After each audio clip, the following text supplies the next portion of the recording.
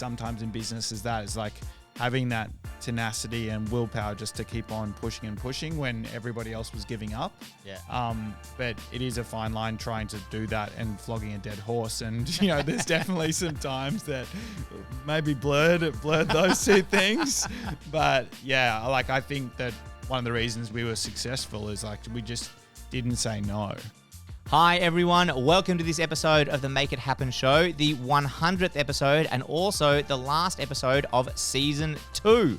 I'm Tim Morris, the CEO at The Entourage. Today I'm joined by Stuart Cook, who's one of the oldest friends of The Entourage, a fantastic entrepreneur in his own right as well, with his businesses Flav and Twio Capital, an investor in many more as well. So we dig into all the lessons that Stu's learned along the way as an entrepreneur, as a founding shareholder in The Entourage. What an amazing way to celebrate the 100th episode of the show. Later on, I'll also talk to you about season 3. We have some amazing things in store after a short break.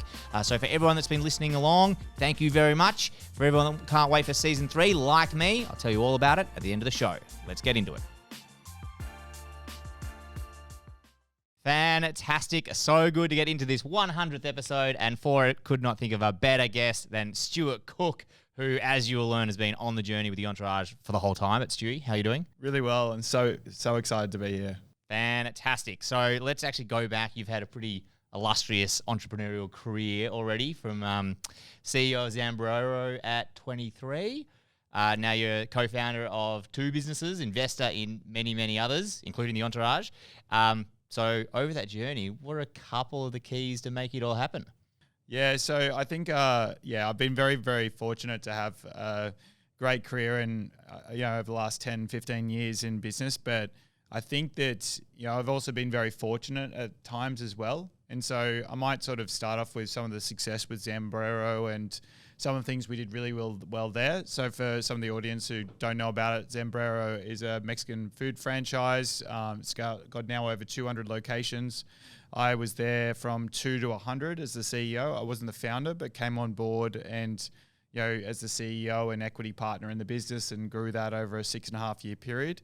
And so I think one of the biggest things is that, I didn't understand about product market fit. I didn't understand about all of the things that I know today, and having the right amount of capitalization in the business. But I think the coolest thing is being that time is that, we just focused on making an amazing product and a great customer experience every single time. And, we then worked out the rest. And so I think that was one of my key learnings, even though I didn't know it at the time, is just building that really loyal customer base of raving fans and providing amazing service to them, and then building on your business knowledge and acumen and learning from other people around you. And that's something that I think has served me really well today. Yeah. So stay focused on the customer and the rest will come. Because you really were building around you. You've told me about writing plans on napkins, sleeping in the stores when you were building them, trying to get them ready for opening day. Yeah. Really figuring it out as you went along. Yeah, I mean, because I'd never worked in hospitality before. I'd done been a labourer for my uncle on university holidays. And so, and we didn't have any outside funding. And so we had to make a very small amount of money go incredibly far.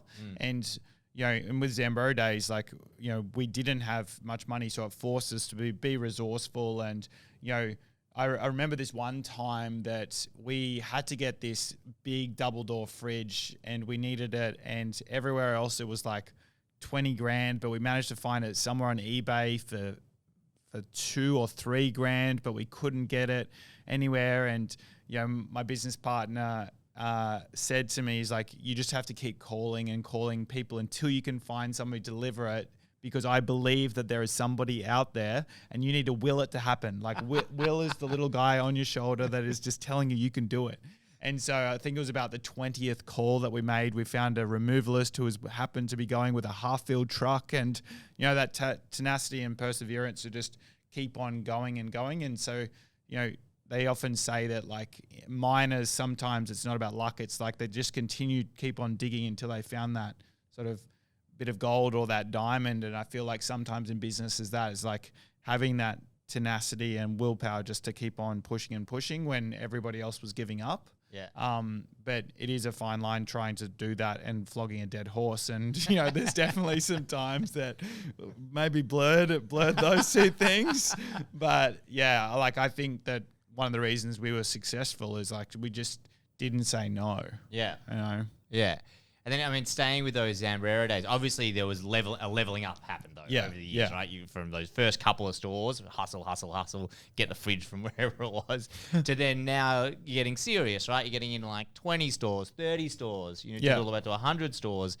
What were those leveling up periods when we were okay, we're operating in a different way now than we were? Can you remember some of them? So I think one of the big levels up is when you get to hire your first sort of senior team members. Is the first couple of team members you had, but you could only afford people who might have been graduates or or interns and things. And I remember one of our first key hires, somebody with McDonald's background, and I think being not afraid to have people who are smarter in their area of expertise than you is something that I think that has served me incredibly well. And even looking at the businesses that we have today is how do you hire for your weaknesses and surround yourself with people who can just run with it, and how do you empower them to do their job incredibly well? And so I think that that's something that served us really well. And I surrounded myself with some really good advisors and people who had done it before, because 99% of businesses are 90% the same as another company somewhere, who's someone who's done it before. And so how do you find those people, learn from their successes, but also try and surround yourself with some people who have failed? Because people who are successful don't always know why they're successful. But people who have failed have stayed up all night thinking about it, sleepless nights. So if you find somebody who has failed, you can actually sometimes learn more from them. Yeah. And so we would actually go and, in the AFR, if we saw a business going to bankruptcy, we'd actually go and meet the CEO the next week, because most of his friends were disappearing at that stage. But someone talked to me. Yeah. So someone so we'd be going there and saying, hey, what happened? What did you go wrong? And so that was really big, because I could sit here and say, we were amazing and, we were great at franchising and keeping costs, but, you can say that we were also riding a big Mexican wave that was happening in Australia, and, and we were quite fortunate on a few different things. But so I think that was really cool, not just to have really good experienced people who have been successful, but experienced people who had failed as well. I agree with that 100%. We talk all the time at the Entourage about going heavily into the vocational space. In Australia, diplomas of business specialising in entrepreneurship, and that whole sector came down. The government cancelled the whole funding pool for it. And that was very, very challenging times for us. And we came out the other side. And when you look back on it, you're like, well, that's when we learned the most. Yeah. We really learned some of the fundamentals of the business and what to never lose sight of in the future. So if someone's gone through a failure. I can, it's burnt into my retina where I was on Rundle Street in Adelaide when I got a call from the ATO, and they said you owe $107,000.86 because your bookkeeper has been registering your BAS but not paying it. And so ATO knew exactly how much, and I thought, we're dead. It's all over. I didn't know about payment plans and things at that stage, but we worked through it. We were a profitable business model. It was learning, but far out, But the importance now. Yeah. So it's like learn from people that have had success, learn from people that have had failure, and maybe actually the best is people who have come close to failure, figured it out and come back out the other side. Yeah, definitely. Yeah. So many times like that. So there was getting senior teams in place, people that really had some good experience. That was one of the kind of big levelings up. What were one or two of the others? With that, also start to know where you as a leader operate as well. And so just understand the different ways you can lead people, whether it's servant leadership, when was the right time. And I actually employed a mentor who I sat down with for half a day every 2 weeks and really held me accountable. And that was the closest we had to a board. But just that, relentless consistency and operational rhythm, I definitely self-confessed ADHD type character, and so can naturally gravitate towards shiny things. But what are those fundamentals that need to happen every single day or every single month?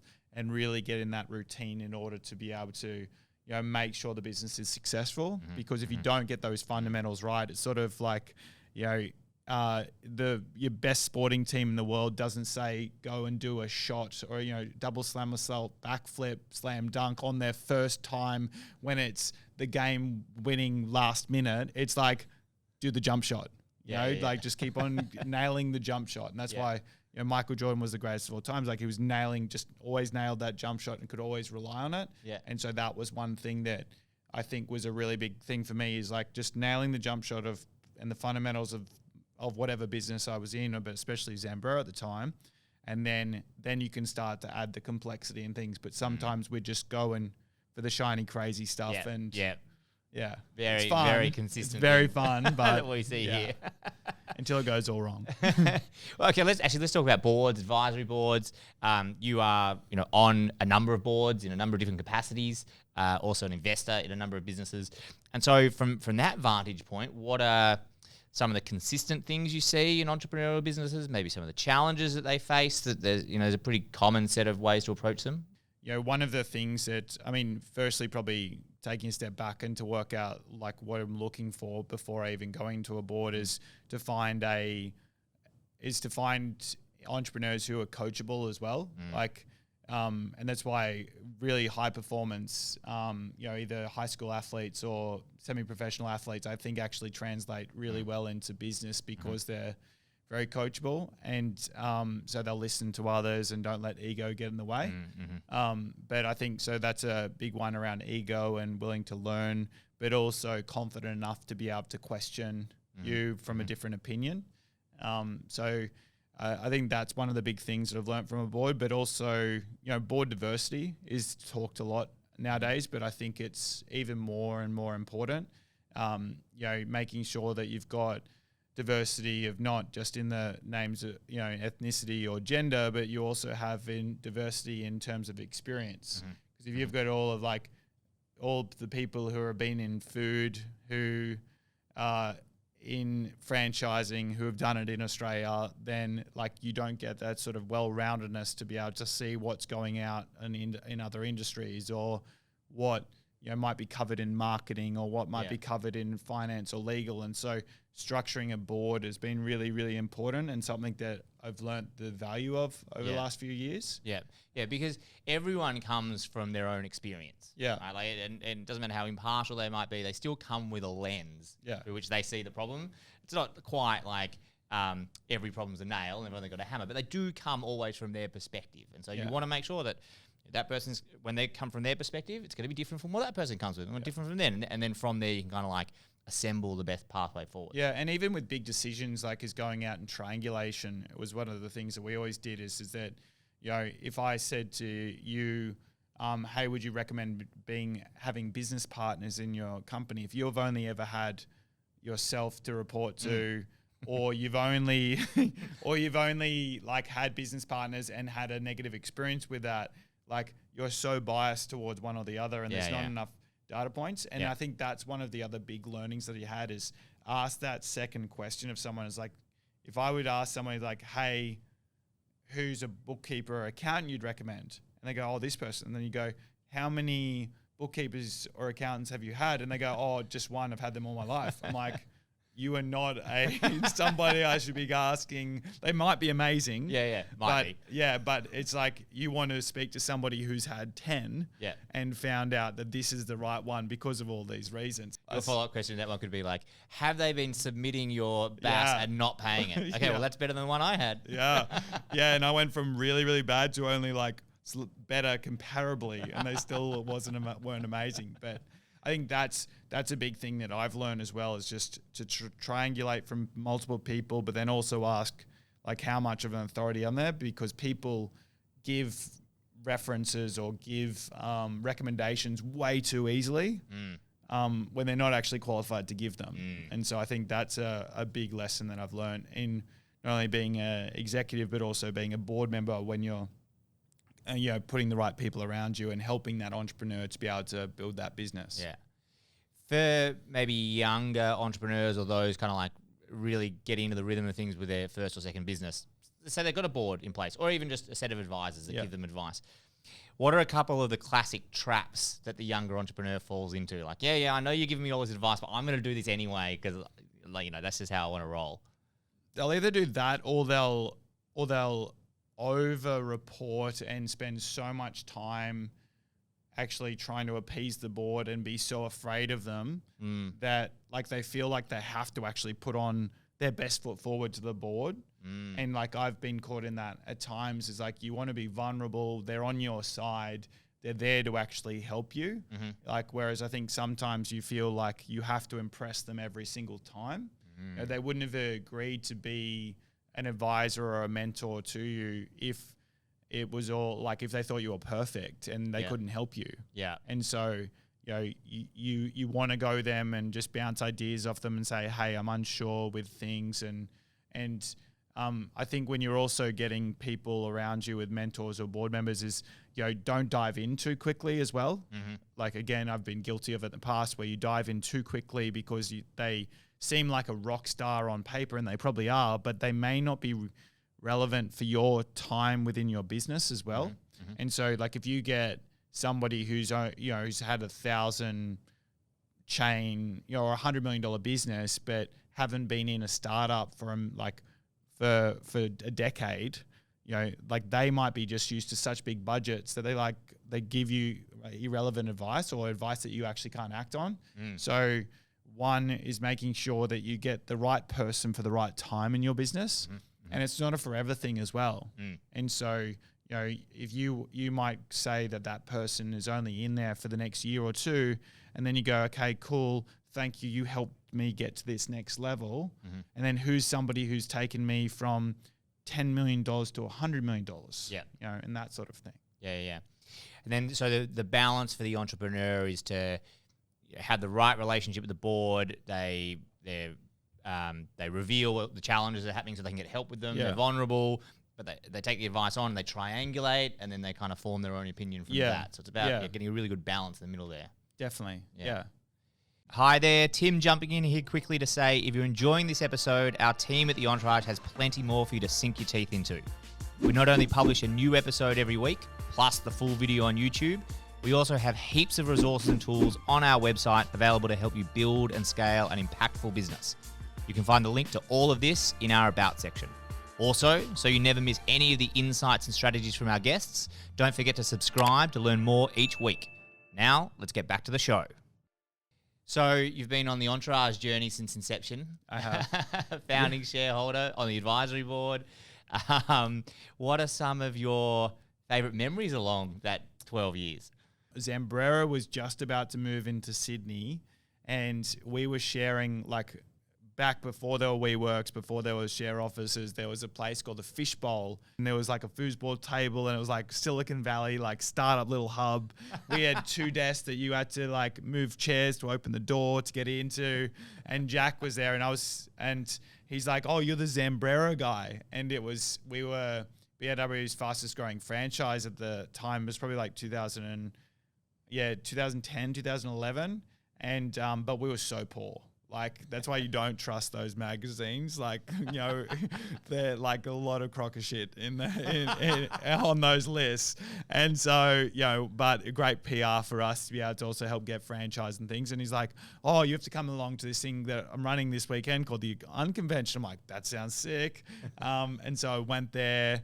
And then there was, selling from stage, a 2-day event the following weekend. And I'm like, and it was $1,000 or $2,000. And he's like, "Oh, you should come." I'm like, "I can't afford that." And he's like, "Oh, no, you just come along." And then so I went to that, and which was awesome. And by the morning tea break of that first day of that weekend, I ran up to Jack and I was like, "This is amazing." There's about 40 people in the room. And then, I went up to him, pulled him aside and said, "Hey, this is amazing.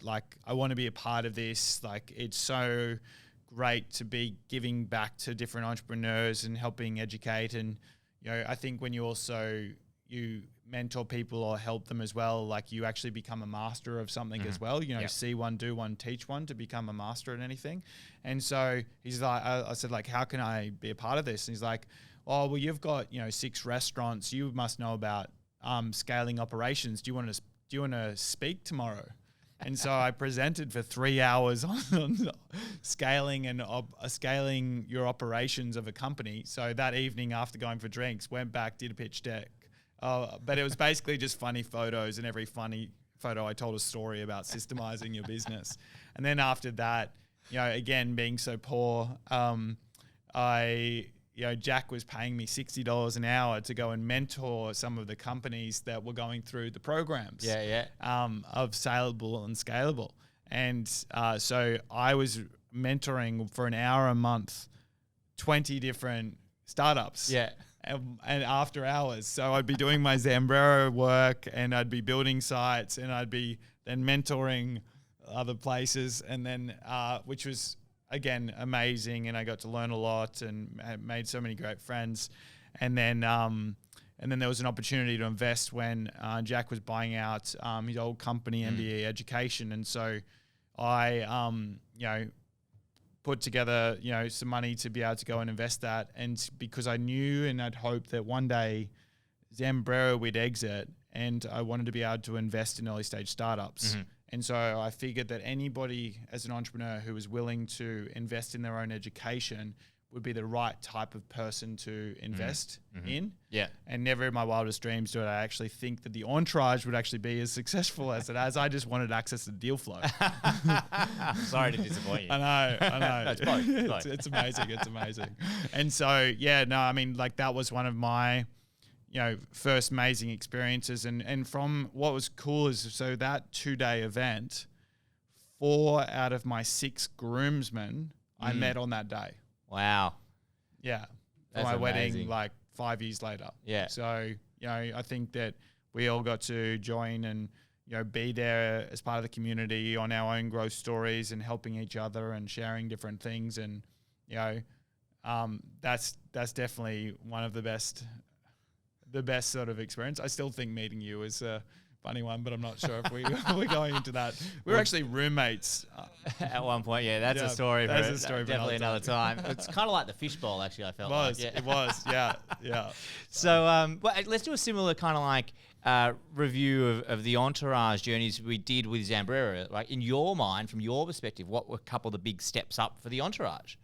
At the same time, I was actually growing with Zambrero at the same time. So key lessons I was learning from Zambrero, I was helping put across in the entourage. And I think one of the most challenging things that Jack had to face as a entrepreneur as well was, when you're running a business education company, is that you always have to have all the answers because people are looking to you. And so your own growth journey is actually quite challenging as an entrepreneur because you're selling that you're actually, what all of these companies need and things, but you're actually going through your own growth journey. And Jack had really good experience before, but still was growing as an entrepreneur himself. And so I think that, I think Jack growing in a number of different ways and realizing where his strengths and weaknesses were, and the same as mine, and putting the right people to cover for those, or to be added to that extra strength in those other areas was a big step up. Obviously, we raised capital at certain stages, and pushing into a new market that was, the accredited education space was, a crazy time. It was a high growth journey. I think the team quadrupled in a year or two. And I joined just at the beginning of that. It was and crazy times.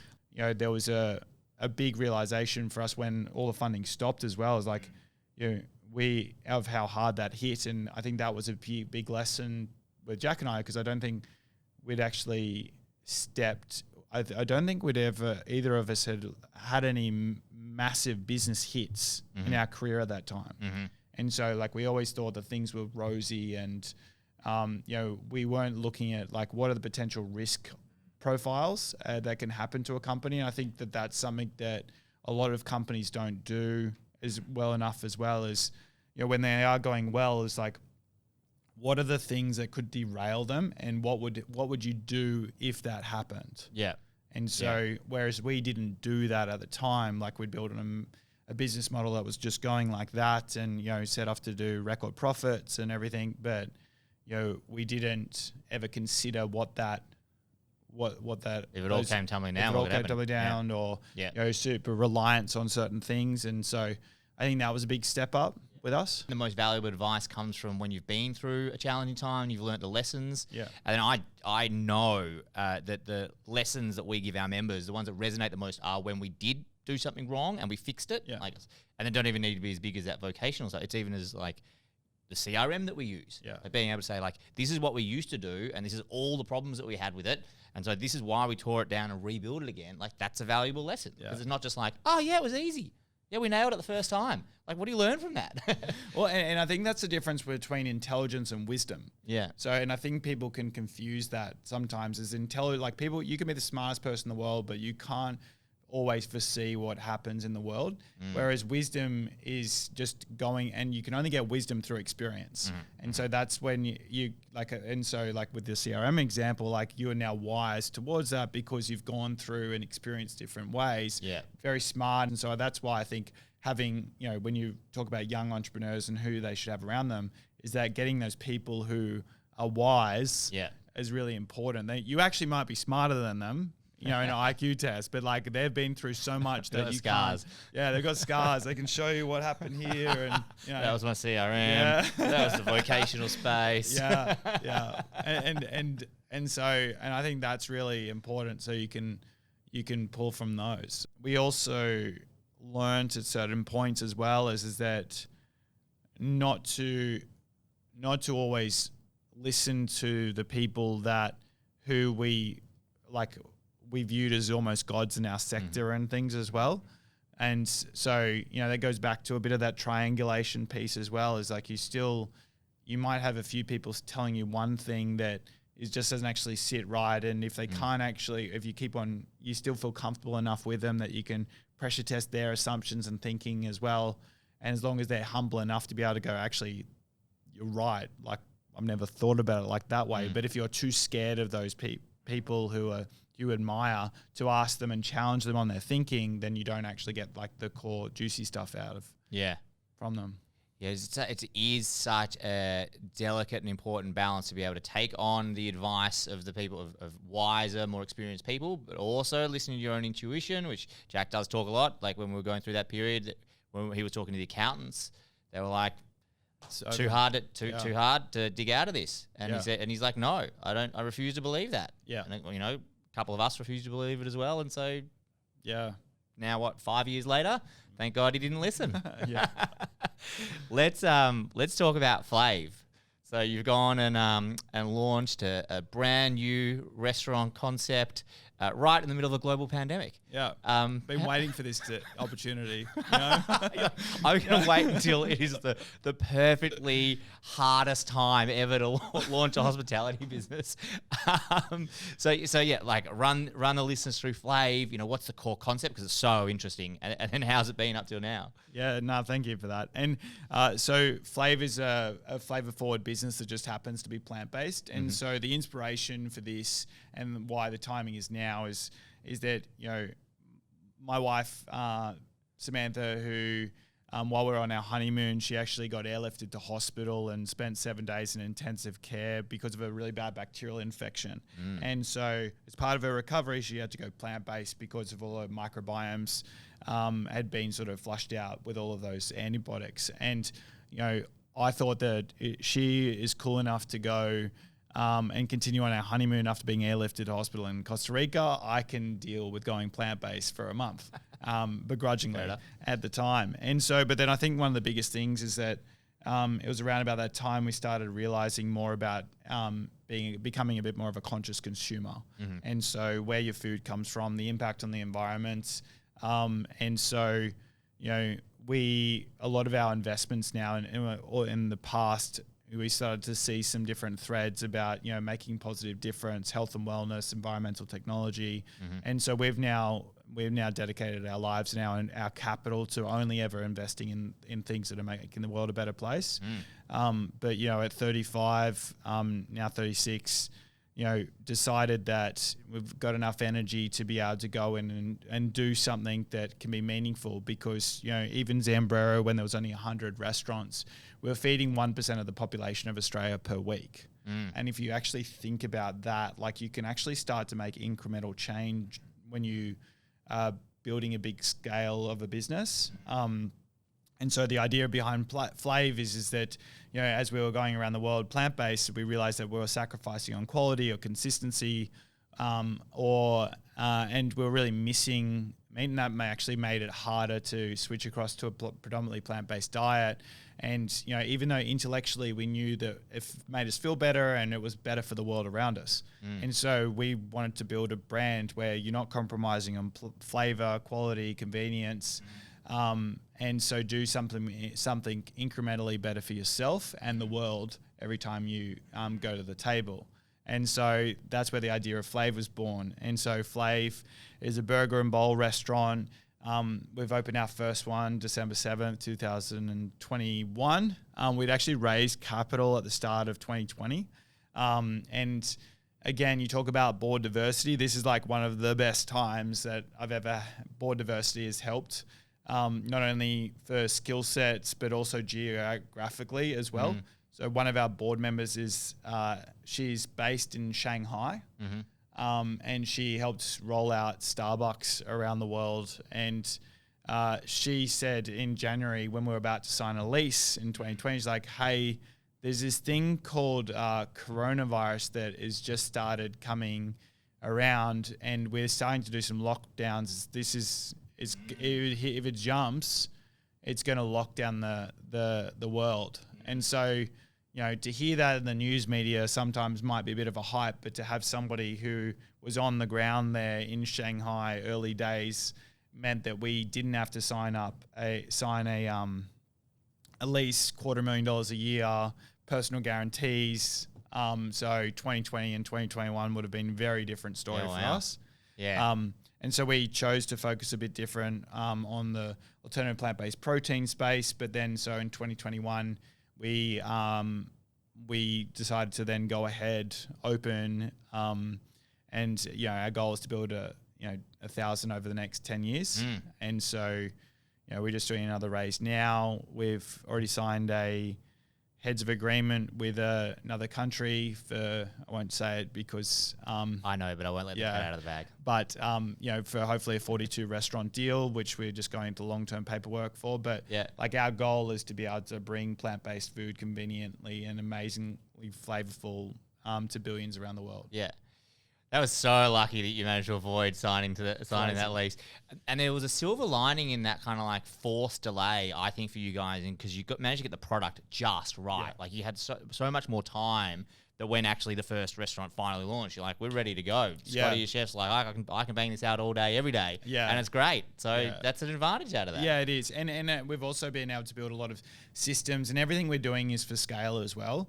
And so, like, you talk about, the lessons that I learned from Zambrero, and this is almost, Zambrero 2.0 in terms of my experience with food. We're taking all of the things that we think that we did really well at Zambrero, but then also doing the other things that you would go and do differently again. Like, it's really exciting, and it's something that we want to take to the world over the next few years. Fantastic. Roughly how many restaurants do you think in Australia, and then how many different geographies or countries do you think you'll be in? So I think we'll aim for. So we are doing a mixed model of actual physical restaurants and virtual cloud kitchens as well.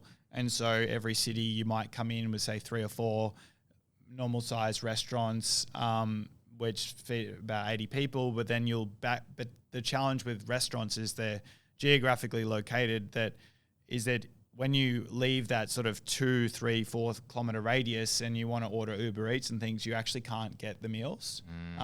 And so our goal is to be able to strategically place within cities, for 3 or 4 restaurants to be able to build up that brand equity, but then backfill in the other zones with cloud kitchens. Yeah. And so, we think that we'll have a 1-to-5 ratio. And so luckily we don't have the legacy of the technology or the real estate that a lot of other chains have from pre-COVID.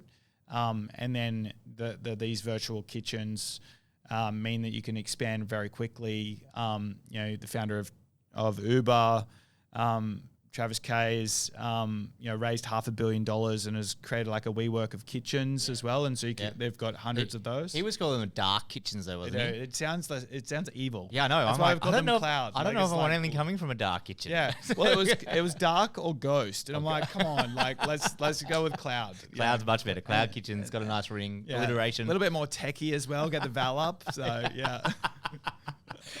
We are a technology company, not just a restaurant. Yeah. That's awesome. No, that's pretty exciting. All right, Stu, I've got a couple more questions here that neither of us have seen. All right, so we do this, we call it Make It Happen in a Minute. Okay. I've determined it's a minute per question. Okay. Not a minute for all of them. Okay, good. So yeah, we'll just go through these in reasonably rapid fire. Ready to get into it? Done. Great. Perfect. Question number 1. What's currently your favourite dish at Flav? Oh. Is this like asking you to choose a favourite child? Yes, it is. Who's your favourite child today? I'd say the epic Flav. Yeah. And the reason is for not only me personally, but it's also like the most meaty, crazy burger that people argue with us about that it's not meat. So it's got like, brisket, which is made from jackfruit and shiitake mushroom stems in a barbecue sauce. And then there's the patty, and then there's bacon, and then there's cheese, and then there's, this is why I'm put on weight during COVID. And but I mean, I think, and what's amazing is like, because it's plant-based, if you ate that much meat, you would go into a food coma. But you don't, and it's sort of like your body's weaking out a little bit and just going, I feel really good, but I just ate that. Like I shouldn't feel this good.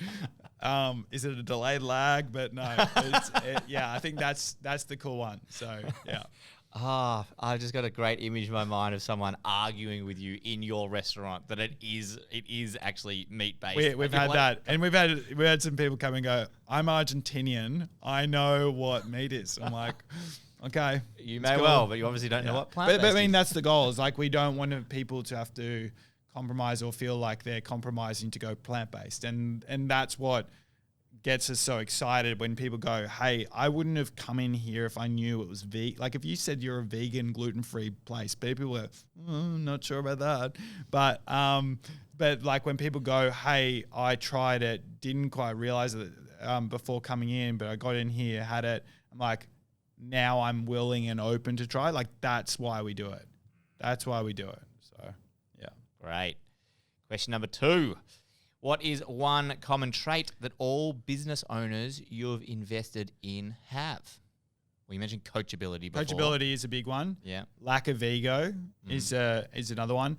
And now more and more is like, it's not just about making money. Like what's the positive impact that they're going to make in the world? Like, how are they benefiting mankind to go forward? Yeah. Is like now only the type of entrepreneurs that we work with. Yeah. And the amount of capital that's going to that space is amazing. Like, and you just deal with like less dickheads as well. Like, you may have to beep that out. But no, that's staying in. Fine. Yeah. Eventually though, it'll get so big and so trendy that, the dickheads will get in there as well. Yeah. Then you just have to filter them out. That's right. But at least they're taking their money to do good. Fair enough. It's good. Fair enough. All right. Question number 3. The international borders are now open. Woohoo. Where's the first place you want to travel to? I want to go. So after this next capital raise, we're going to go on, not with the investors' money, but going to go away maybe to Fiji or somewhere like Bora Bora, just chill out, opening a restaurant in December, middle of pandemic, juggling staff and our team partly getting COVID, me getting COVID really badly, all of that. No investors in no tourists in Bondi, plus monsoonal rains, and we're still doing really well. So bring on next summer. It's gonna be crazy. But yeah, so somewhere exotic. Even though I'm a very white boy who will wear sunscreen and a rashi maybe, but I would like to go somewhere warm, just chill out. Great. And hopefully avoid the monsoonal rains. Yes. Imagine you got there and just rained there as well. You're like, this that's is not what's going to happen. That's my luck. At least you won't burn. Yeah. What is one lesson you have learned from working with your wife, Samantha? I didn't mention this before, but she's also looks after the people side. Because I'm, country boy who thinks everybody's incredibly trustworthy and they're always going to do right by. Sam's grew up in the city. I learned to stab. No, who's there? But no, I think the thing is that she's it goes back to the tenacious side of things, like, and stand up for what is yours, but within reason as well. So I used to be somebody who I order a lasagna and a salad comes out and I'd eat it without saying anything, but I'd ordered it. And so, but she would go, no, like I actually ask for what you pay for and make sure that the quality is there as well. Like that is something that she's incredibly good at. And holding people to a really high standard is really important and something that she does a lot better than me. And I'm learning from her all the time about the way that she does that, but also still at the same time making them feel incredibly special and driven towards that that vision. So fantastic. And we can also just take that clip and send it to Sam after this. That was the intent. Final question. If someone has hit a glass ceiling in their business growth and they want to overcome it, what's the one thing they need to do to make it happen? So assuming that it's relating to an entrepreneur who is like revenue or profitability and things, is so one is go and find other people who are doing what you're doing and doing it at a bigger level and working out, and don't necessarily start looking for every shiny thing out there. Sometimes it might be that your business model isn't right and needs to be tweaked, or you may be in a limiting sector sometimes, and it's okay to actually exit, take the money, invest in something else as well. But just, don't keep on banging your head against a roof. Still try and get some advice around different ways to scale it and grow it as well. But you may have got yourself into a sector or something where it can't grow, or there's only so much margins you can do, or you're only leveraging your time and you're such a specialist, it's hard to get out there. So, but to speak to people in other industries as well, and they will come in so naively at times at some of those most naive questions from people who are intelligent about business might actually unlock some of the best things that you could do to be able to just break through that ceiling. Yeah. That's such a good example, though. Sometimes, like, you just got to make the decision. Maybe this is not the path I need to keep on going on. Yeah. I want to take everything I've learned and just pivot or go into something slightly different, and then there we go. Yeah. Fantastic. Stuart Cook, what a way to celebrate our 100th episode. Been so good having you on the show. So good having you as part of the journey, most importantly. So thank you very much. Thanks for having me. Fantastic. So good to have you listening to the 100th episode of the Make It Happen show. It's been such a great journey over the last 2 seasons and several years. We've had some of Australia's best entrepreneurs on the show. I've loved the conversations. Also, all of our partners with the implementation sessions. So if you've been following along the whole journey, thank you. If you're new to the show and you want to get a bit more, well, there's another 99 episodes you can go back to on wherever you listen to your podcasts. Next season, season 3, we've got some great things in store, even bigger guests, really great interview format with a couple of tweaks. Cannot wait to bring it to you. In the meantime, between now and when we launch season 3, if you want to get more Entourage content, stories, just great insights into running a business, head to @TheEntourageOfficial on all the different platforms and you can get your fill there. So thank you for listening along. Cannot wait to see you in season 3. Goodbye.